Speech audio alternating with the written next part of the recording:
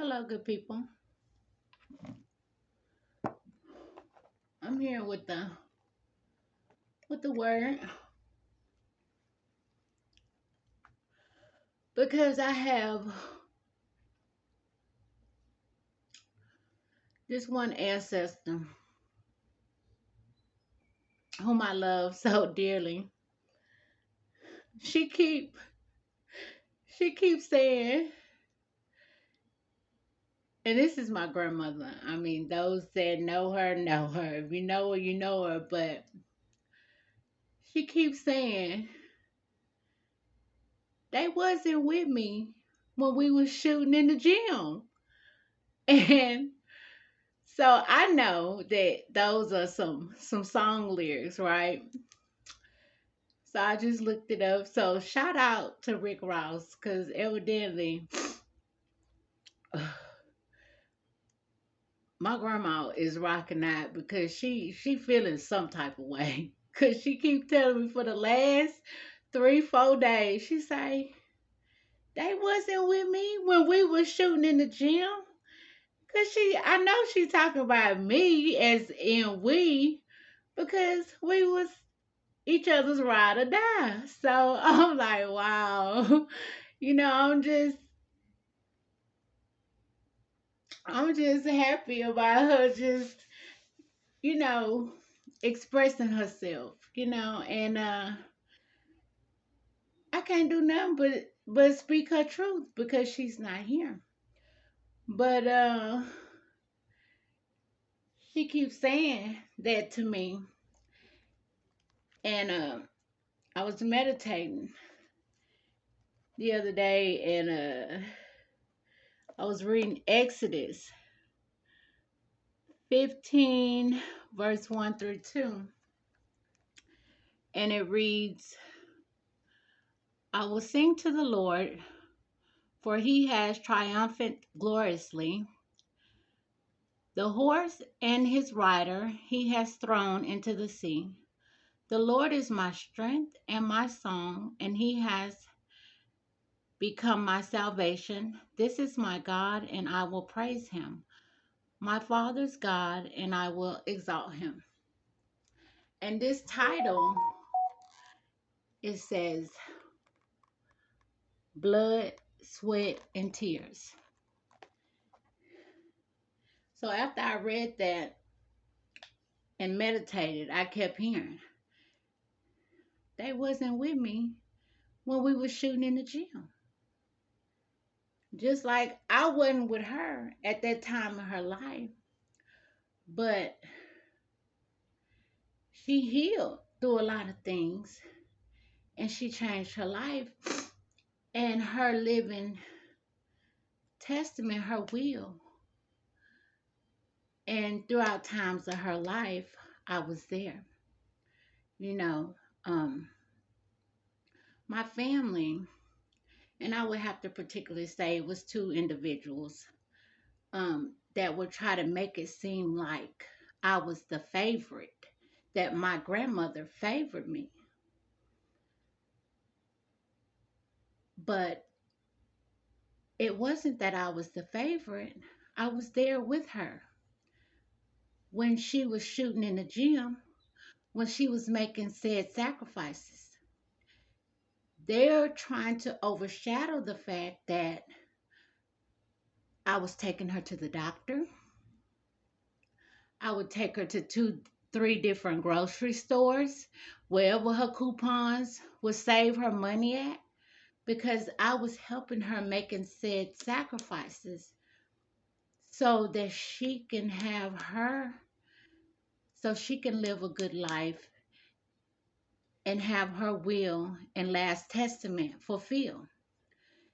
See, when you're the favorite,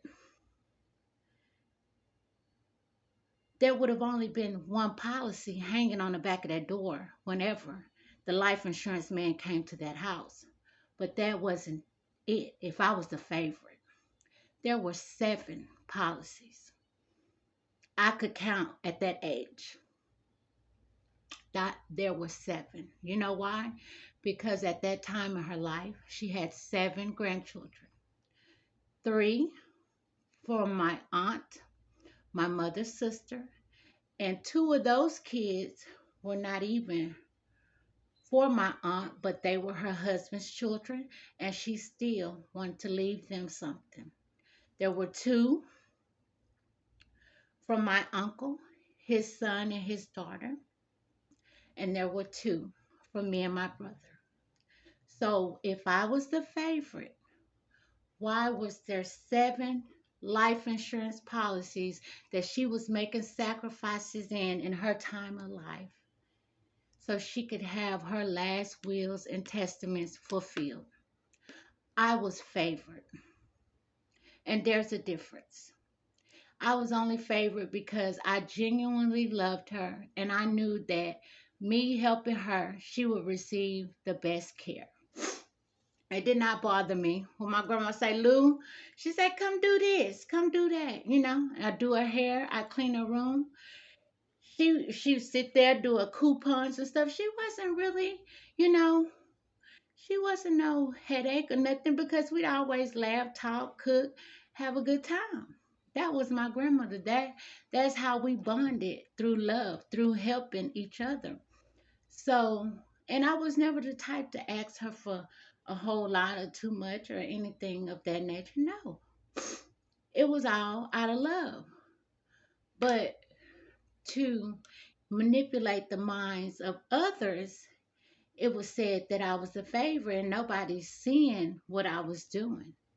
And what I was doing was making a sacrifice for my family, which is those that were alive, because this is y'all's mother. This is not my mother. Why I do not have free time to be a teenager and do things that I want to do? I made a sacrifice. But I did it out of love. And it was only to help free up time for others. And my grandmother's like, they wasn't with me when we were shooting in the gym. You know, she feels like they spat on her grave. And that's just real talk. That's just straight up. That's just straight up.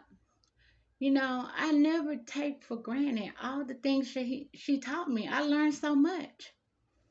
I learned so much. So, in life, it's always a learning experience. And it's always, grateful to pour in to your grandkids. That was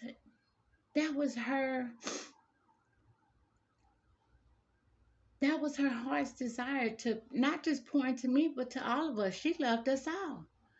She never made a difference, even she didn't do that. She loved us all, but there was others that were trying to set me apart as I was the favorite, and they're not seeing why. Tell them why. Tell them what I'm doing. Don't just say like I'm the favorite. No, I was favored, but I was never the favorite because she left something for us all. And anything outside of her wills and her final testaments and what she wanted to do with what sacrifices she made to save for those seven peoples is a violation of her rights in her life. And I just want y'all to understand that. You know,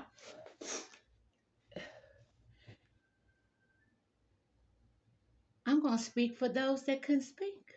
You know, I'm going to say what my grandmother wanted me to say. She keeps saying it. She said they wasn't with me. And I could understand because y'all wasn't with her when she was out there in them fields.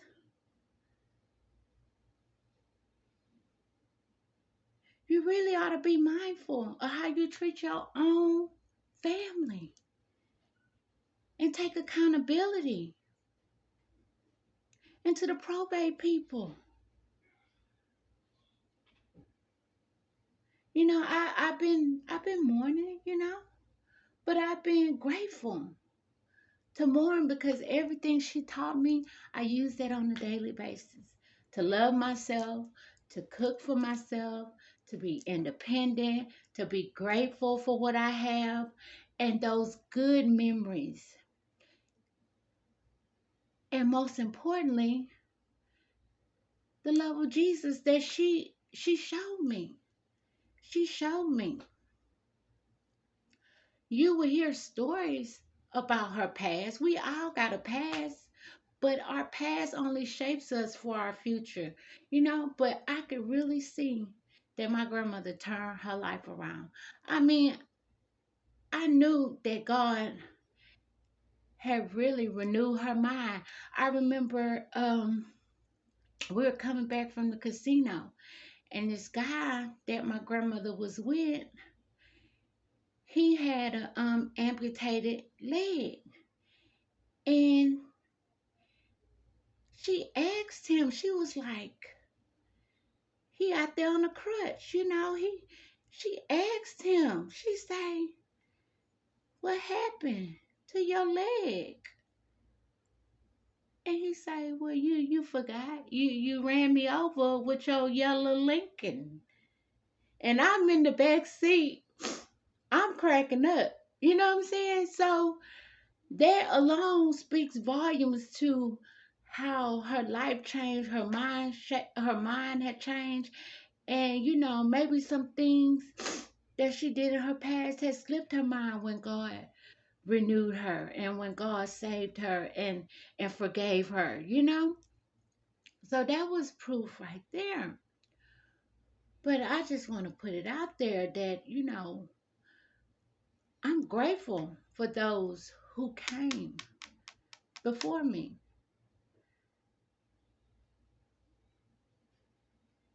You have to respect. You have to. Because they didn't do it just for their own. They went through that for the greater good of us all. So I'm going to end this there. And I hope it resonates with those that need to hear. Because she made some sacrifices in her life, even in her early life and in her later years, so that her legacy and her final will and testament would be fulfilled. You always have to put yourself in somebody else's shoes and say, how would I feel if somebody I knew had done that to me? And you always have to take accountability and sympathize and say, you know what? I did wrong. Because had that been your mother, grandmother, sister, father, how would you feel? So, in all things, let's continue to love God and love each other. Y'all have a blessed day.